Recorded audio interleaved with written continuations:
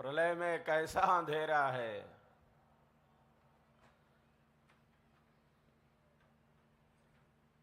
अंधेरे से ढका हुआ अंधेरा,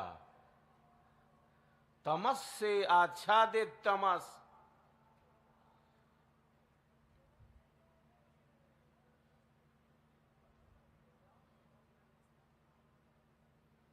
सृष्टि और प्रलय का यह क्रम अनादिकाल से चला आ रहा है।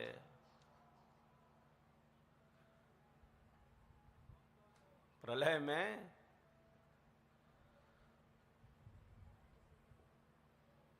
तमस से आच्छादित तमस, अंधेरे से ढका हुआ अंधेरा। वैज्ञानिक क्या बतलाते हैं? वायु का वेग बढ़ जाता है, ग्रहमालाएं नष्ट हो जाती हैं,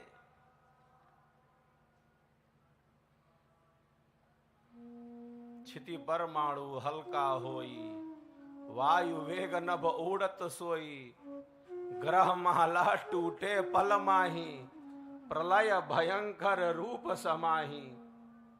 कारण कारज तत्व विलीना, रह परमाणु तत्व अभीना, अक्षरधार अंतर्मुख होई, रचना सृष्टि रहे नहीं कोई, रचना सृष्टि रहे नहीं कोई। आप रह पुरुष अकेला, शब्द अनंत अखंड अमेला।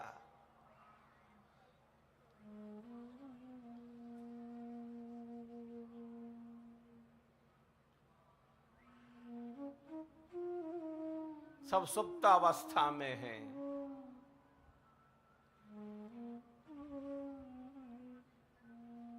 ग्रहमालाएं नष्ट हो गई हैं। जो भी कार्य रूप पदार्थ हैं वो अपने कारण में चले गए।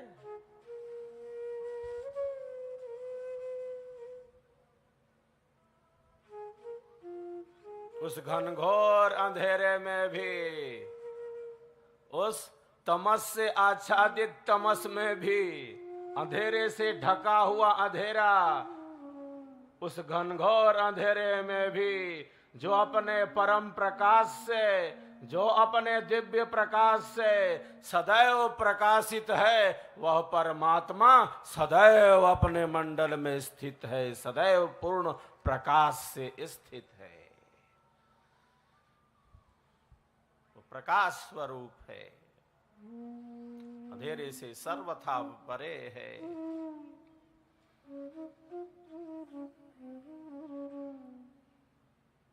सृष्टि हो या प्रलय हो,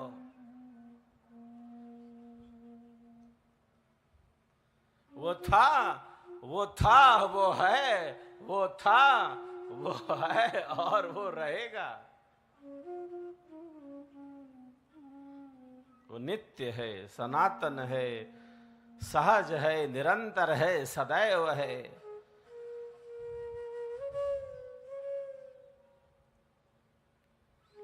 वह चेतन है, वो नित्य है, सनातन है, सहज है, निरंतर है, सदैव है, शाश्वत है।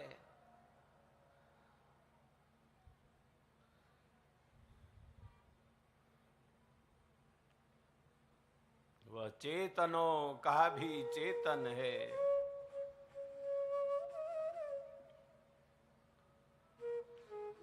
शरीर जड़ है,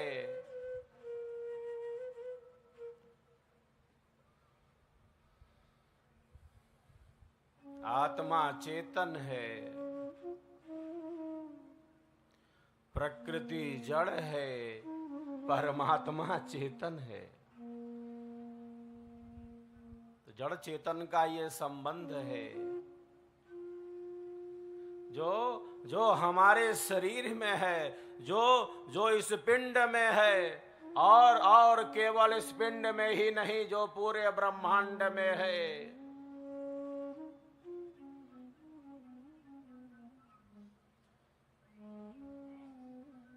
वह जड़ चेतन है। प्रकृति जड़ है, परमात्मा चेतन है, शरीर जड़ है, आत्मा चेतन है, शरीर दृश्य है।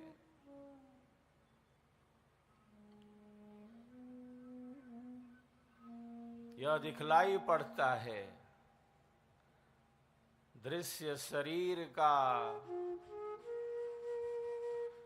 दृश्य शरीर का, दिखलाई देने वाले शरीर का न दिखलाई देने वाला आधार है। दृश्य शरीर का अदृश्य आधार है और वस्तुतः उसी अदृश्य आधार से ये शरीर दृश्य है।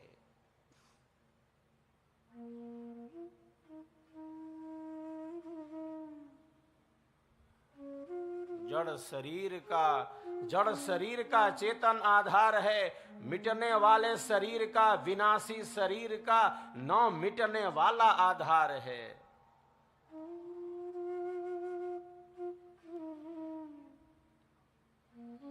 भौतिक शरीर का, पंचभूतों के संयोग से ये शरीर बना है।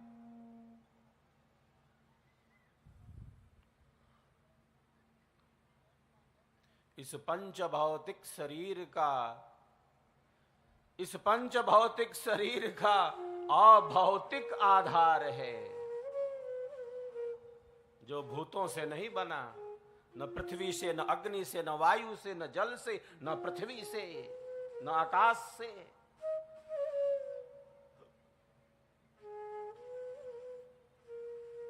उससे बना नहीं, इसलिए वह नष्ट नहीं हो सकता।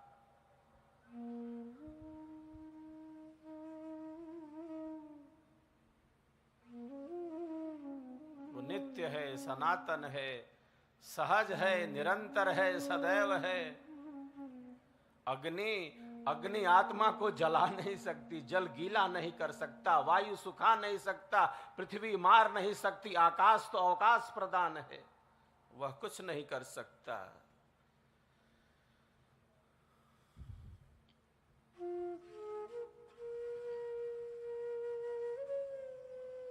आत्मा नित्य है, सनातन है, सहज है, निरंतर है, सदैव है।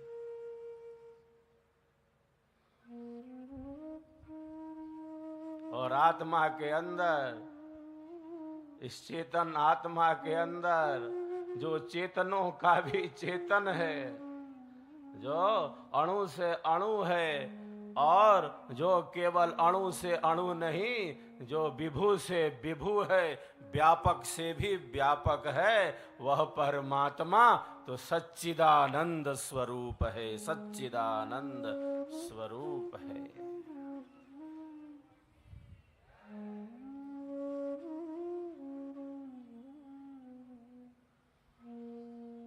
उसी की कृपा से ये शरीर मिला है, ये जीवन मिला है।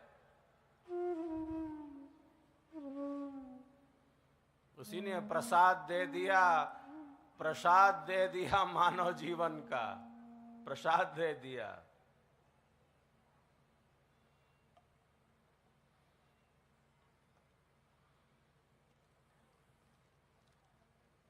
मैं बराबर कहता रहता हूं,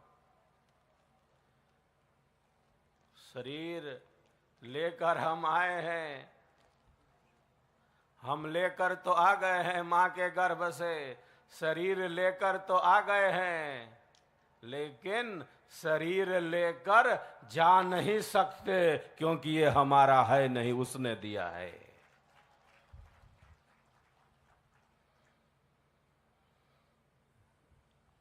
शरीर हमारा रहता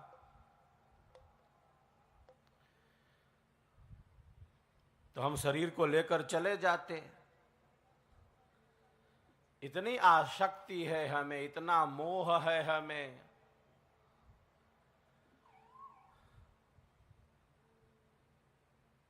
हमें मिला जरूर है, हमें मिला जरूर है, एक निश्चित उद्देश्य के लिए मिला है, यूं ही तो नहीं मिल गया। और यूं ही नहीं गंवा सकते, यूं ही नहीं गंवा सकते। जिंदगी जीने में ही जिंदगी बीत न जाए, जिंदगी जीने में ही जिंदगी बीत न जाए।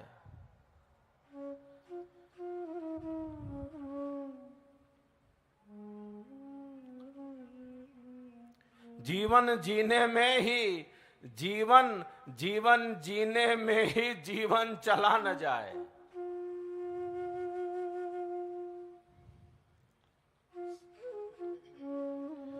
जिंदगी जीने में ही जिंदगी बीत न जाए।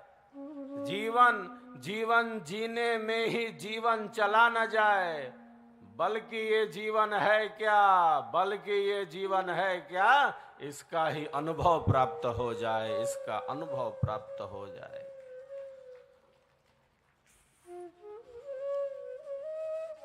कौन हूं मैं?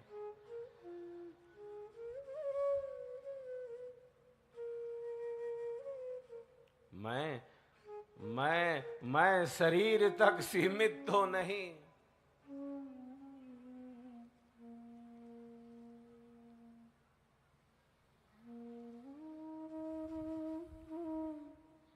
आंखों से हम देखते हैं, आंखों से हम देखते हैं। क्यों देख पाते हैं? ये सूर्य देव आदित्य रूप से हमारे आंख के गोलकों में ही प्रविष्ट हैं।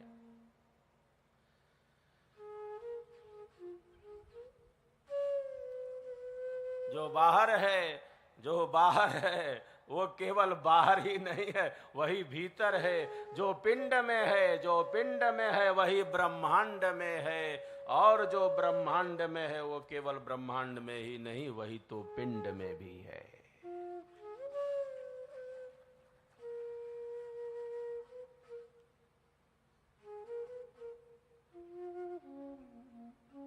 आंखों से देखते हैं, कानों से शब्दों का श्रवण, नासिका में घ्राण शक्ति है, जिह्वा से रस लेते हैं। त्वक इंद्रिय जो सिर के शीर्ष भाग से लेकर पैर के तलवे तक त्वचा है, त्वक इंद्रिय जिससे स्पर्श का अनुभव प्राप्त हो रहा है। श्रोत्रम चक्षु स्पर्शनम च रसनम घ्राणमेव च अधिष्ठाय मनश्चायम विषयानुपसेवते। योगी राज कहते हैं विषयों का सेवन इस प्रकार हो रहा है। जो कुछ बाहर है उसको ग्रहण करते जा रहे हैं। आंखों से बाहर का, कानों से बाहर का, नासिका से बाहर का, जिह्वा से बाहर का। ये खट्टा है, ये मीठा है, ये तीता है, चरपरा है, ये कटु है, ये कसाय है, ये तिक्त है।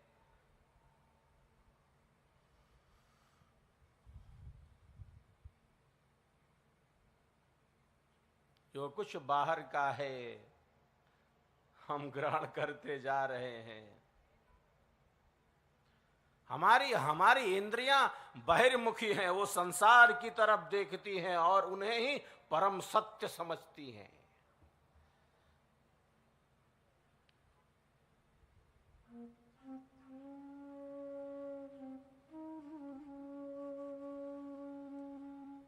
ज्ञानेंद्रियों की प्रेरणा से हमारी जो कर्मेंद्रियां हैं वो कर्म में संलग्न हो जाती हैं।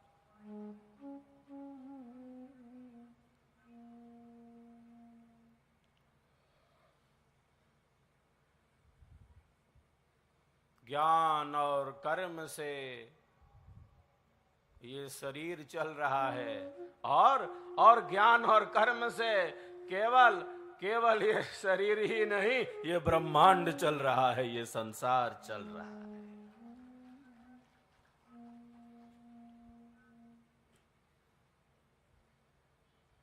जो जड़ और चेतन रूप में स्थित है, दृश्य शरीर है, अदृश्य आधार आत्मा है। कौन हूं मैं शरीर तक सीमित तो नहीं, मैं इंद्रियों तक सीमित तो नहीं, मैं विषयों तक सीमित तो नहीं।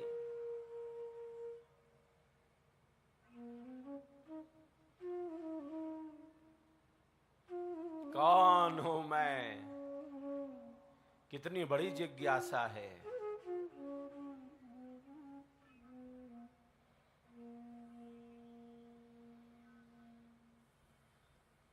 कर विचार मैं कौन हूं, ब्रह्म को जगदाधार। कैसे जग उत्पन्न है, लीन कौन विधि पार। कौन सत्य कर्तव्य है, दुख सुख कैसे होए। बद्ध मुक्त के ही भांति सो ग्रहण करो सत सोए।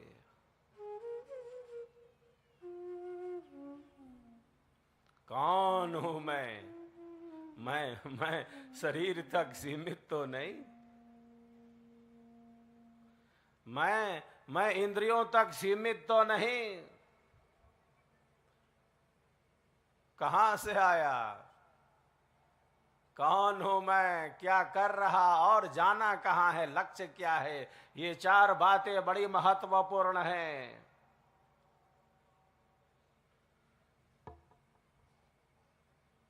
कौन हूं मैं, कहां से आया, क्या कर रहा और जाना कहां है, लक्ष्य क्या है, किधर जाएंगे।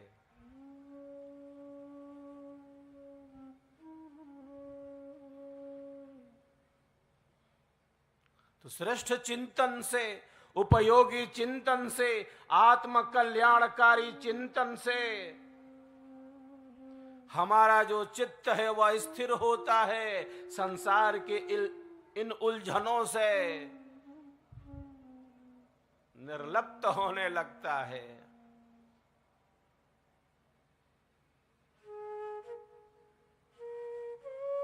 आत्म कल्याण का मार्ग आगे बढ़ता रहे, इसके लिए मन को आत्म कल्याणकारी विचारों से भरना होता है। मन में श्रेष्ठ विचारों का प्रवाह प्रवाहित रहे, केवल संसार और शरीर में ही डूबा न रह जाए, केवल विषयों में ही आसक्त होकर नष्ट न हो जाए।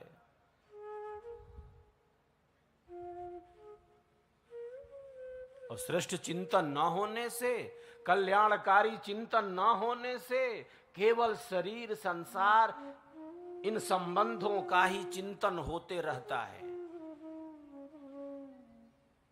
मैं तू यह वह, शरीर संसार का चिंतन करना है। जितना चिंतन करना उतना ही करना है। संपूर्ण जीवन केवल मैं तू यह वह, तेरा मेरा, ये भोग, ये पदार्थ, ये संबंध,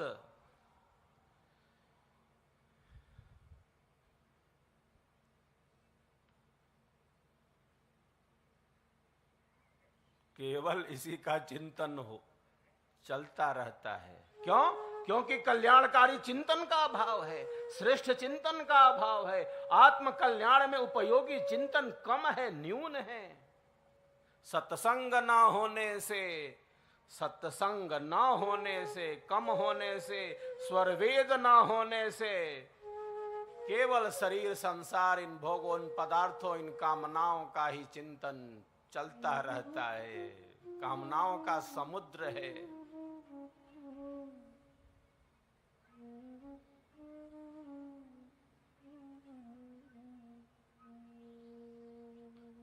वही चिंतन चलता रहता है।